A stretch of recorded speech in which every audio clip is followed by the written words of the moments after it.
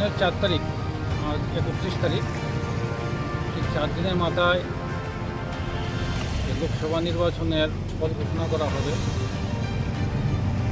তো সে উপলক্ষে নির্বাচন ভোট গণনা পরবর্তী যে ল অ্যান্ড অর্ডার সেটাকে শান্তিপূর্ণ রাখার জন্য আমরা অলরেডি প্রায় 500 টিএসআর পেয়ে গেছি।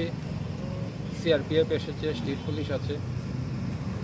সবাইকে নিয়ে মানুষের মনে একটা কনফিডেন্স দেওয়ার জন্য যে আমরা এখানে আছি, আমরা এলাকাতে শান্তি শৃঙ্খলা বজায় রাখব। তো জনগণের কাছেও আমাদের একটা আবেদন, তারাও যেন এলাকাতে শান্তি শৃঙ্খলা বজায় রাখে। কারণ এখানে যারা আছে প্রত্যেকেই কোনো না কোনোভাবে তাদের মধ্যে একটা আত্মীয়তার সম্পর্ক আছে, বন্ধুত্ব একটা আছে।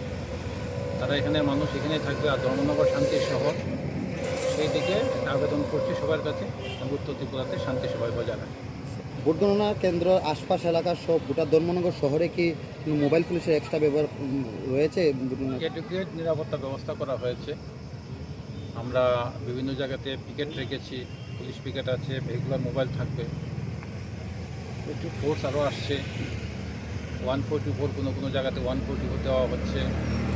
ভেহিকুলের মুভমেন্টের ক্ষেত্রে একটু রেস্ট্রিকশন থাকবে। তো এগুলি যেগুলি হচ্ছে সবগুলি আমরা জনগণের সাহায্য এবং সহযোগিতা নিয়ে এগুলি ইমপ্লিমেন্ট করতে চাই। মানুষকে একটা আবেদন করছি, পুলিশের প্রত্যেকটা কাজের জন্য সবাই সহযোগিতা করে।